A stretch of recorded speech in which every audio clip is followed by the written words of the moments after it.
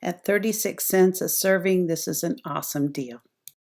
So today we're going to can 26 pounds of chicken. I found this amazing deal at my local grocery store. I have, 4 big packages of split breasts. Now these are bone in, so I'm going to take the bone out. But it was a fantastic deal. I found it was normally $2.59 a pound. I was able to find a deal for 99 cents a pound, and from there I had some coupons, and it ended up being like, let's see, just under $7 for 2 packages. So I spent about $15 for all this chicken. So I thought that today would be a great way, with all the problems we're having with inflation and rising food costs, to just show you another way to preserve your main part of your meal. If you're a meat eater, this is a great thing I used to do when my kids were in school and they were going through college. I was always trying to pinch a penny. So it looks like those days are back, and I'll be doing that again. So join me. I think this will be a lot of fun, and we'll can some chicken together. So today's video isn't a video about learning how to can. It's more a video on how to preserve your food.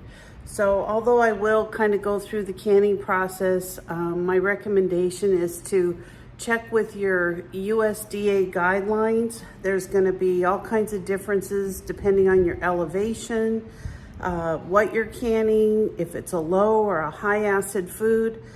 This chicken actually has to be pressure canned, and I have different kinds of canning books, bulk canning books, but I always check the USDA. So I'll put a link down in the bottom of my video just showing some of the places you can look for canning guidelines. And first I'm going to start by cleaning this chicken. So one of the first things that I do is I put on a pair of gloves. These are just some gloves that I found locally. I really don't like to clean mess with ground beef or chicken or anything unless I wear gloves. It's a personal thing. I just don't care for the feel of it. But basically what I'm going to do first is take off the skin. Now I know a lot of people really like the skin. I don't really care for it. It's just not something I enjoy on my chicken. So I go ahead and just take it off. It's really easy to take it off here. And then what I'm going to do is go through and remove it from the bone. Now the bones I save, I try to leave just a little bit of chicken on them because I make broth out of it. I make all kinds of different soups, and so I use the bones in a lot of my cooking. So what I do is just go along and cut off the chicken from the bone. It's very easy. You're just going to kind of feel along the bone with your knife, like so. And just kind of let the knife do all the work. It's pretty easy. And then you'll see there's probably going to be a little bit of chicken left on the bone.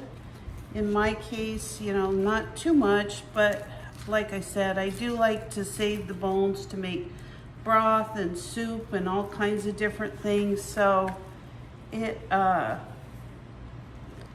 just works out really good for me. So again, I'm just going along the edge here. I'm sure there's an easier way to cut chicken off the bone, but this is kind of how I do it. If you're a butcher, you probably know all the secrets. But my goal when I'm canning it isn't really to, so you see what's left on there. There really isn't much, but there's a couple little chunks of chicken, and I like that. I leave that, and this is actually the part of the tenderloin. I probably will take that off just because I can can it. And It is a good piece of chicken.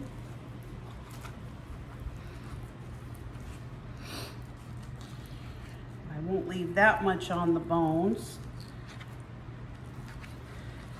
So there you have it. I'm gonna go ahead and take all this chicken and bone it, or debone it, I guess, and get all the skin off, and then I'm gonna show you what I do next.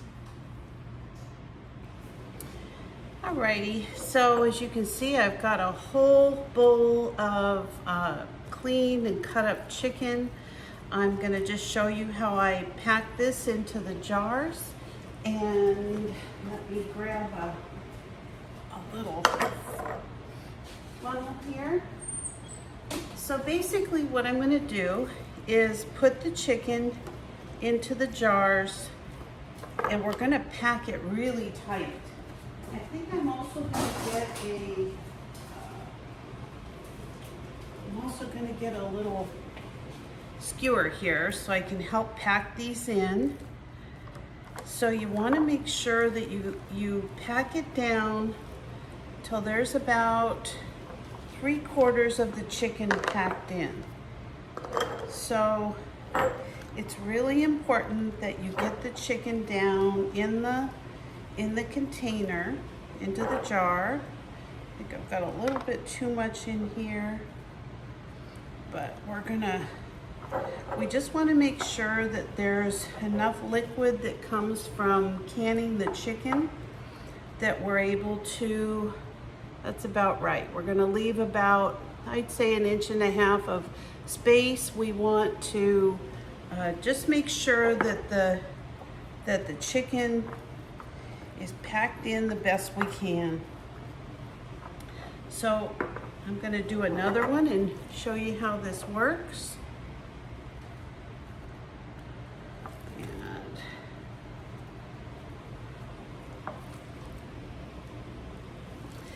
And then we're gonna, after we get all these filled up, then we're gonna go in and we're gonna add a little bit of water, not much, because it's gonna make its own juice too. Actually, I don't think we're gonna add water. Sometimes I do, sometimes I don't. But these are really nice chicken breasts, and I think they're gonna create plenty of their own juice. So let me finish doing this and I'll show you the next step as soon as we get there. So I've added 1/2 teaspoon of salt to each of these. You can omit the salt if you don't want it, but I'm gonna take a little bit of vinegar and I'm gonna go along the outsides of each of the jars and just make sure that the lids can stick to them, that you have a good seal, and I'm just going to tighten them up finger tight.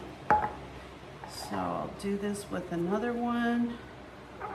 Make sure that the top of the jar, you can also check for any kinds of little cuts or chips in your glass, and just go along and get these all done.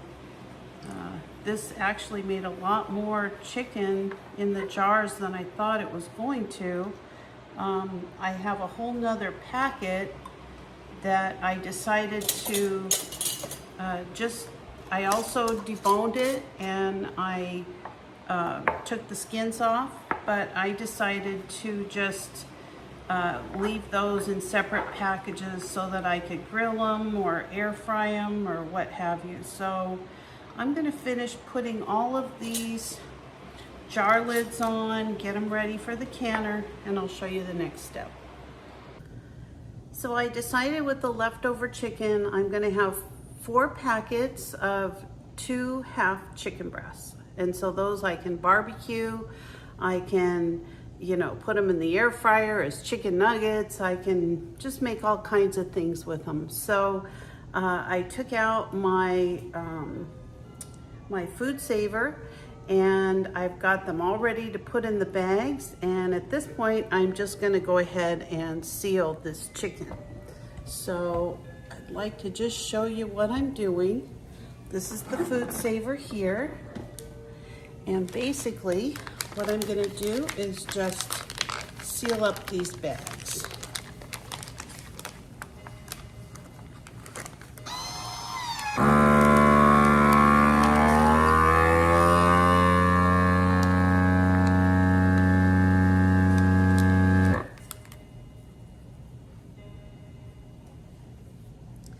Now, when I have something like chicken that's more of a, kind of a wet product, they do have a moist setting, but I actually seal it twice. I just learned through the years that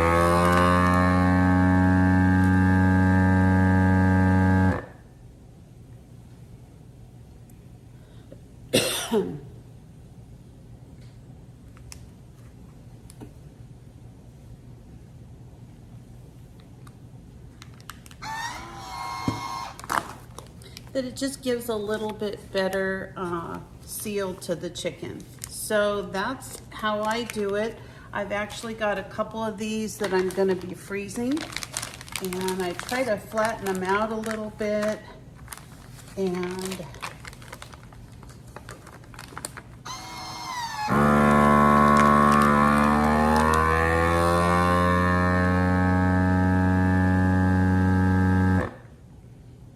that's it. It's really a fast process. Again, I'm gonna seal mine twice just to get the any extra air out of there.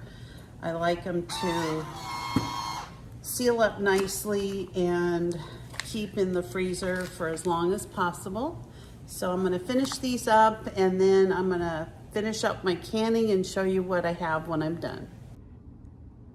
So this is all the chicken that I was able to get out of the chicken that I canned and am freezing for later. So I've got 15 cans of chicken that I just got out of the freezer, and then I sealed 4 bags of 2 chicken breasts.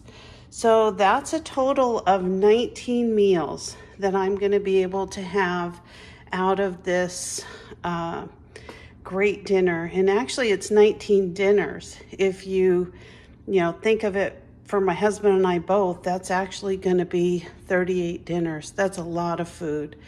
So total, I spent about $14. I think it's a pretty good return on my investment, and I'm really excited to have some of this wonderful canned chicken. You can hear them popping right now. It's cooked in its own juices. You can see it's just boiling away, and it's going to be delicious. So thanks for watching. Please subscribe.